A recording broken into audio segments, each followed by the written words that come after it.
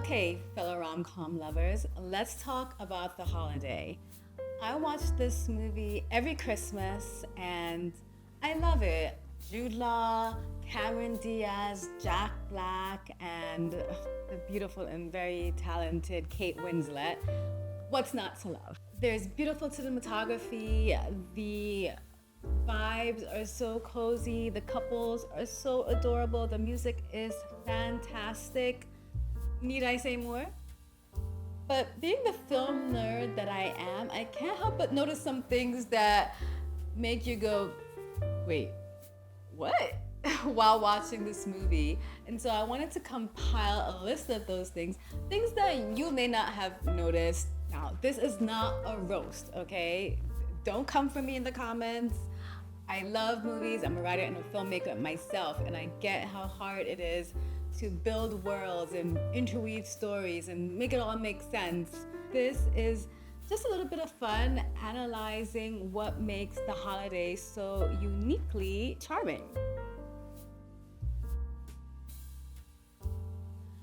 First up, those tech-savvy kids. Sophie and Olivia, they're what, maybe 7, 8, or 9, and they're calling Graham on his phone from different numbers. I mean, their names come up on the caller ID, so that means they have their own cell phone. And I'm just thinking, were kids this tech savvy in 2006?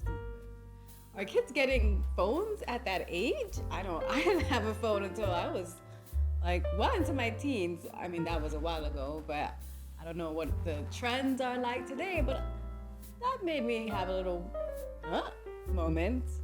Maybe they're just super advanced. And if so, it seems like that would be like someone who's living in London. He has a cow in the backyard. So yeah, that one made me have a little moment to pause. Can we just talk about Jude Law's disappearing tan? Did you notice that? One minute he's bronzed and beach ready, and the other he's quite pasty and looking vitamin D deprived. So it's kind of a stark difference. And apparently some of the movie was shot on a stage in LA and the other parts of the movie were actually shot in England. So that's why there's this discrepancy, but if you're not watching closely, you might miss it. It's a cute little nugget that's buried in the film that if you're not very perceptive, you may not even notice. And speaking of Graham, he's kind of a ladies' man, isn't he? When Cameron Diaz's character says it's so odd to kiss a stranger, he's all like, oh, I do it all the time. And that doesn't seem to deter her. And look, I know it was a different time, but she kind of takes advantage of Jude Law. He's definitely inebriated. He was so wasted he couldn't even stand up without falling over. So she's just like, yeah, let's have sex. And I don't know if that would fly today, but yeah. Did you notice that? And not to pile on to Graham, but he seems to do this on the regular, where he drops the kids off with their grandparents, goes drinking, gets wasted, and then just pops up at Iris's house at 2:00 in the morning. That seems pretty inconsiderate, no? It's just like yet another person taking advantage of Iris and her generosity and kindness. And does he grow throughout? Graham seems to be a serial, not even dater, he's just like a hookup artist. He says he doesn't want to tell anyone that he doesn't have children, he doesn't introduce them to these random women that he meets and hooks up with, but it's like a small town. And he's extremely good looking. I would presume that word would get out and he couldn't compartmentalize as he claims. But yeah, he's kind of played as this really good guy, this doting father, and then he becomes this like very committed boyfriend. He's all emotional and vulnerable. But like only 4 days prior, he was like, yeah, I hook up with randos all the time. Like, what's your name again? Totally slipped my mind when he first meets Amanda. And he's like, oh, it's best. He was trying to break up with her after the first night. And he was like, okay, when did he make this very drastic switch from that to this amazing boyfriend and wonderful father? Okay, I'm definitely thinking too much about this, but I can't help it. Okay, this one kind of bothered me a little bit. I don't know if you noticed, but Amanda decides that she's going to return to LA after 6 hours in Iris's home. She's like, actually, I'm not feeling it. I'm just gonna go back home. And it doesn't appear that she told Iris this. She was just gonna rock up and be like, hey, I know we said we would do this house swap thing for 2 weeks, but you gotta bounce? Or was she just planning on being roommates with her? I know the house is big, but it's like, I didn't sign up for this. I signed up for a home exchange. I actually specifically told you the only way my cottage would be available is if we can do a home exchange. So that was an interesting choice. It definitely blew my mind when I was watching the film. I don't know if I'm just the only one, but not cool, Amanda. And what about Iris's adorable dog, Charlie? He makes a cameo in the beginning of the film and then he mysteriously disappears.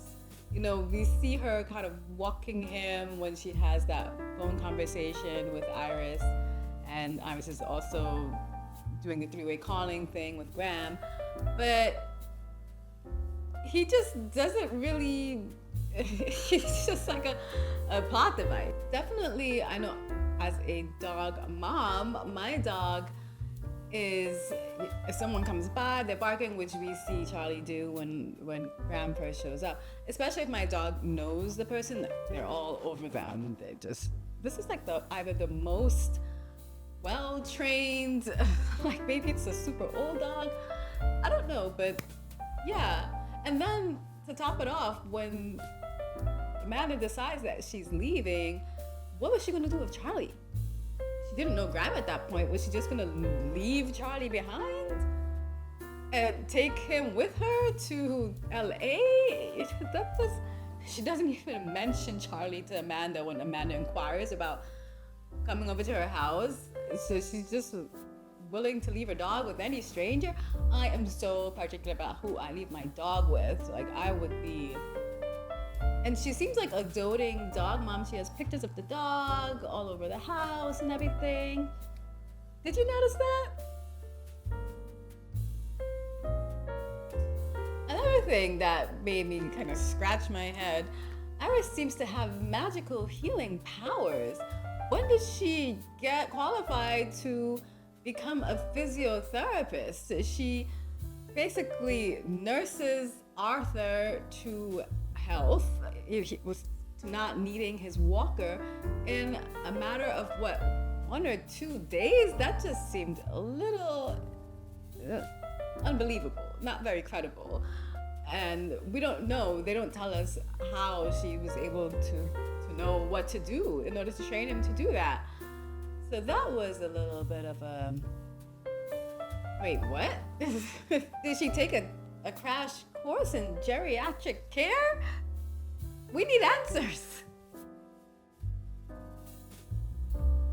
And then with Arthur, they're doing this tribute for him. They've been writing him for ages. He needs to RSVP, and then he does so. And then they have the tribute like 2 days afterwards. That whole thing was kind of murky. It fell apart there. You have to suspend disbelief because the time it takes to confirm with the venue, to get all those people RSVP'd, And it wasn't like, oh, we're having this other thing, and then we want to have a little section that recognizes you. They were like, no, this is an evening with Arthur Abbott. Like, this is all about him. And then they were able to put it together in a matter of 3 or 4 days, seemingly. Those things are usually planned months in advance. Months. Guys.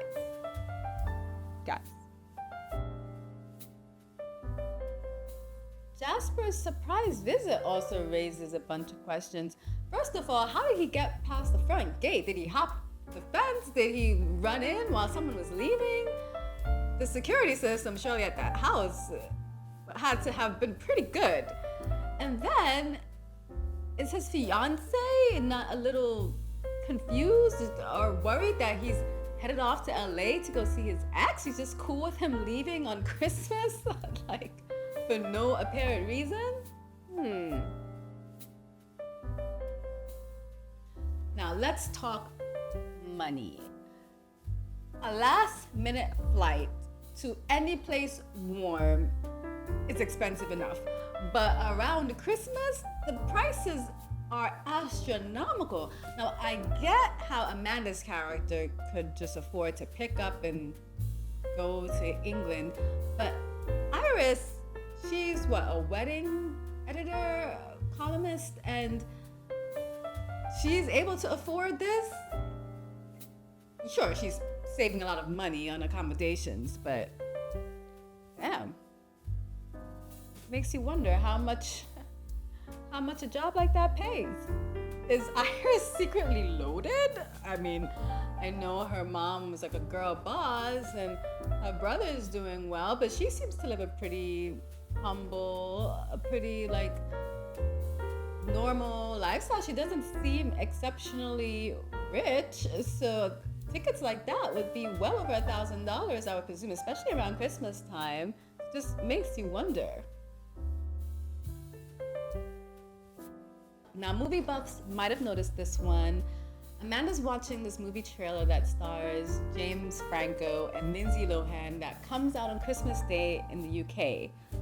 But movie theaters are closed on Christmas Day in the UK, so that was a little bit of a You may not have noticed if you're not in the UK. I think some movie theaters are open in the US, but one fact they forgot to check. This one's just hilarious, and I actually missed this on many viewings, but I realized that when Miles is talking to his ex-girlfriend, he starts playing the tune that he made for Iris, and he's moving his feet, and it's like, you were just with Iris, you curbed her to go and talk to your ex, you were so excited to see, then like within the couple of minutes that you've gone to the restaurant that you're talking to your ex, you realize that you're in love with Iris, you can't get her off your mind? Huh? Make it make sense. And finally, that cheeky taxi driver, he tells Amanda that if he goes down this little lane, he'll never be able to turn the car around. But then, like, at the end of the movie, there he is at the front gate. Was he just messing with Amanda? He's just taking the piss. He's just like, not wanting a tip or just wanting to get home faster.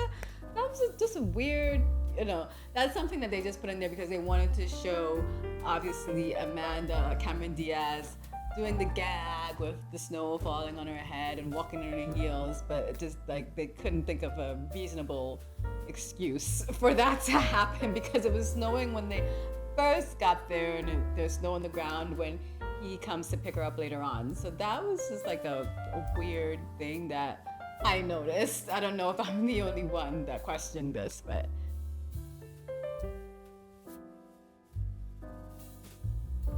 and then as a little bit of a bonus, did you notice that The Holiday is not really a Christmas movie? It's like that age-old debate, is Die Hard a Christmas movie? Because it happens around Christmas time, but like it could also happen really like any other time?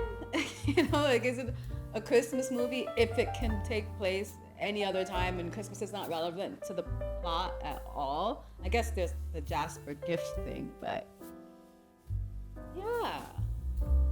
Was there even a tree? I don't remember.